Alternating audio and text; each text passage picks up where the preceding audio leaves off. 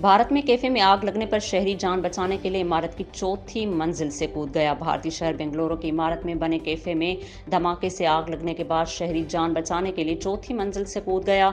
Indian media के मुताबिक भारतीय शहर बेंगलुरु की 4 मंजिला इमारत की छत पर बने कैफे में धमाके के बाद आग लग गई। कैफे में मौजूद शख्स जान बचाने के लिए चौथी मंजिल से नीचे कूद गया। खुशकिस्मती से उसकी जान भी बच गई। रिपोर्ट में बताया गया है कि जान बचाने के लिए कैफे की छत से कूदने वाला शख्स जख्मी है, जिसे मकामी अस्पताल में दाखिल कर दिया गया है। पुलिस का कहना है कि जख्मी होने वाले शख्स की पहचान प्रेम कुमार के नाम से हुई है, जो कैफे में शेफ था। वाकये की वीडियो सोशल मीडिया पर काफी वायरल हो रही है।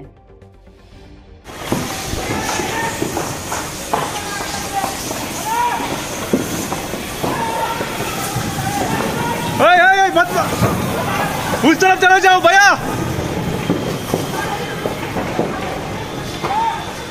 उस तरफ चले जाओ।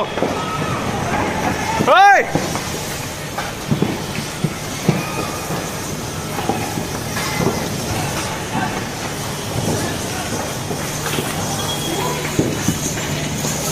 ओए ओए ओए।